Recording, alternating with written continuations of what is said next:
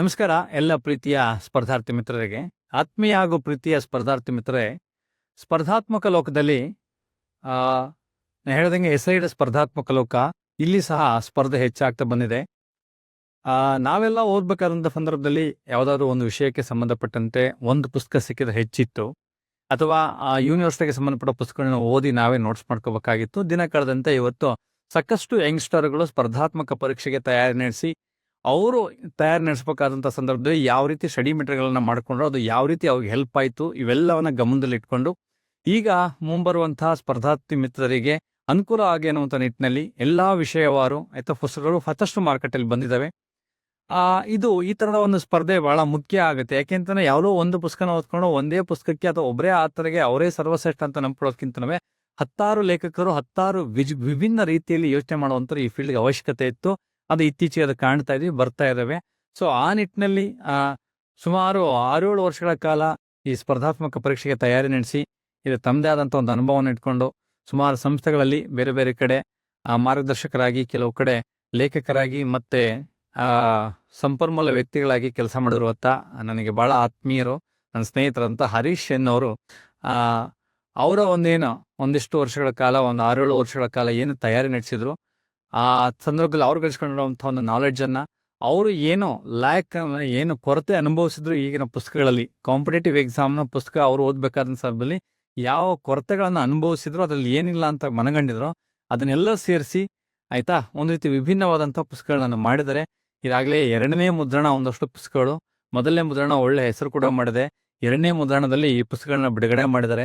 ಅದರ ತಂಗಲ ಗೊತ್ತಿರಬೇಕು, ಒಂದು ಕರ್ನಾಟಕ ಹಿಸ್ಟ್ರಿಗೆ ಸಂಬಂಧಪಟ್ಟಂಥ ಒಂದು ಪುಸ್ತಕ ಇದೆ, ಇದು ಕೂಡ ತುಂಬಾ ಚೆನ್ನಾಗಿದೆ, ನಾನು ನೋಡಿದ್ದೀನಿ. ಅದಾದ ನಂತರ ಜಿಯೋ ಅಂಥೇಳಿ ಮಾಡಿದರೆ, ಹಿಂಗೆ ಜಿಯೋಗ್ರಫಿ ಅಂತೇಳಿ, ಇದು ಕೂಡ ತುಂಬಾ ಚೆನ್ನಾಗಿದೆ.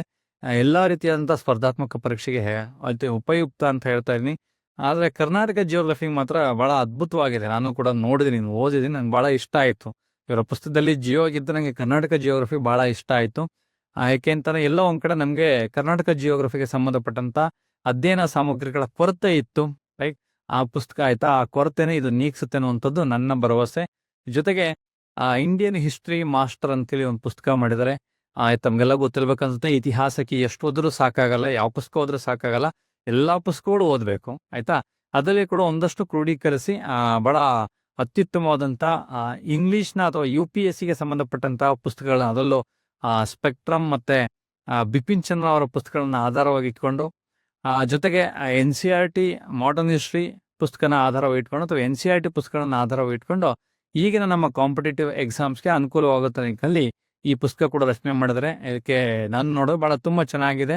ನೋಡೋದಕ್ಕೆ ಸರ್ ಪುಸ್ತಕ ಚಿಕ್ಕದ್ ಕಾಣಬಹುದು, ಖಂಡಿತವಾಗ್ಲೂ ನಿಮಗೆ ನಮ್ಮ ಕಾಂಪಿಟೇಟಿವ್ ಎಕ್ಸಾಮ್ಗೆ ಬೇಕಾದಂತ ಏನಂತ ಫುಲ್ ಮೀಲ್ಸ್, ಒಂದು ಉಗಾದಿ ಹಬ್ಬದ ಹೋಳಿಗೆ ಊಟ ಸಿಕ್ಕಂಗೆ ಇಷ್ಟರಲ್ಲಿ ಈ ಪುಸ್ತಕ ಸಿಗುತ್ತೆ ಅಂತ ಹೇಳ್ತಾ ಇದ್ದೀನಿ.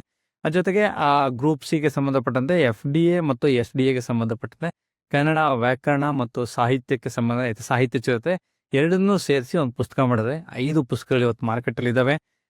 ಇದೆಲ್ಲ ಸದುಪಯೋಗ ಪಡ್ಕೊಳ್ಳಿ. ನಾವು ಬಹಳ ಜನ ಕೇಳುವಂಥದ್ದಷ್ಟೇ, ಯಾವ ಪುಸ್ತಕ ತಗೋತಾ ಇದ್ದು, ನಾನು ಮಂಜುನಾಥ್ ಸರ್ ಹೇಳಿದಂತಲ್ಲ, ನೀವು ಬೇರೆ ಪುಸ್ತಕಗಳು ತಗೊಳ್ಳೋದಕ್ಕೆ ಮುಂಚೆ ಎಲ್ಲ ಪುಸ್ತಕಗಳನ್ನ ಯಾವ್ದಾದ್ರು ಪುಸ್ತಕದಲ್ಲಿ 10 ನಿಮಿಷ ತೆಗೆದು ನೋಡಿ, 2 ಚಾಪ್ಟರ್ನ ಕಂಪ್ಯಾರಿಸನ್ಸ್ ಮಾಡಿ, ಅವಾಗ ಈ ಪುಸ್ತಕ ವರ್ತ್ ಅನ್ಸನೆ ತಗೊಳ್ಳಿ. ನಾನು ರೆಕಮೆಂಡ್ ಮಾಡ್ತಿರೋದು ಅದೇ ಕಾರಣಕ್ಕೋಸ್ಕರ.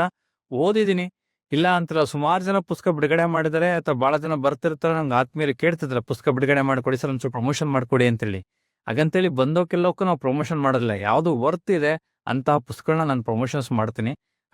ಸೊ ಹಾಗಾಗಿ ಈ ಪುಸ್ತಕ ಚೆನ್ನಾಗಿ ಓಡ್ಲಿ ಅಂತ ಹೇಳ್ತಾ, ಲೇಖಕರಿಗೆ ಇನ್ನೊಂದಷ್ಟು ಯಶಸ್ಸು ತಂದ್ಕೊಡ್ಲಿ ಅಂತ ಹೇಳ್ತಾ, ಈ ಪುಸ್ತಕಗಳನ್ನು ಓದಿ ಮತ್ತೊಂದಷ್ಟು ಜನ ವಿದ್ಯಾರ್ಥಿಗಳು ಸರ್ಕಾರಿ ಹುದ್ದೆಗೆ ಆಯ್ಕೆ ಆಗಲಿ ಅಂತ ಹೇಳ್ತಾರೆ. ಸರಿ, ಥ್ಯಾಂಕ್ ಯು ವೆರಿ ಮಚ್.